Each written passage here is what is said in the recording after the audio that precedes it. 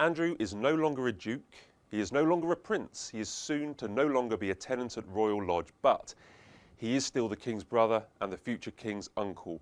Andy's fall from disgrace was always seen as a family matter, but while more damning emails to Jeffrey Epstein emerged, private prosecutions were threatened and parliamentary action loomed, it was set to become a matter outside the family's control. King Charles has acted swiftly and strongly. Just 2 weeks ago, we read Andrew's statement giving up his titles, but it wasn't nearly enough. There were fears in the palace that the Andrew problem would fester and damage the King's reign and haunt his legacy.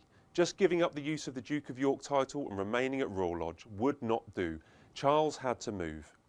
He is often seen as an Eeyore figure, sometimes morose and thoughtful, a gentleman who, as legend says, talks to his plants and was out mushroom picking on the day his mother died. But now add royal family strongman to his list of titles, an ability to be decisive and final.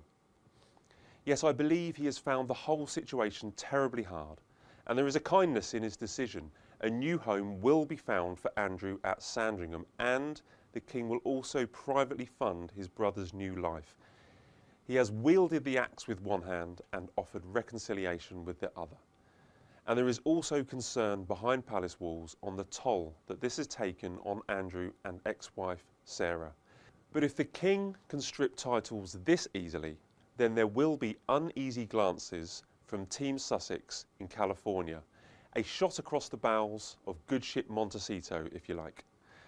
I see the hands of both Prince of Wales and Queen Camilla in this axing. William has always felt Andrew and his Epstein scandal is a threat to the monarchy, while Queen Camilla has tirelessly worked for victims of rape and sexual violence.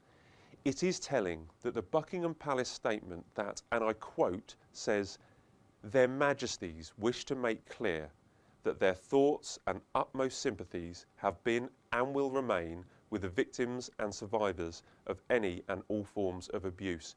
It is a welcome and much needed paragraph amid this scandal. Yet while the palace is keen to point out Andrew continues to maintain his innocence against all allegations surrounding Jeffrey Epstein and Virginia Giuffre, they say they cannot forgive his lapses of judgment. So finally, after years of scandal, Mr. Andrew Mountbatten Windsor, formerly known as Prince, has met his judgment day.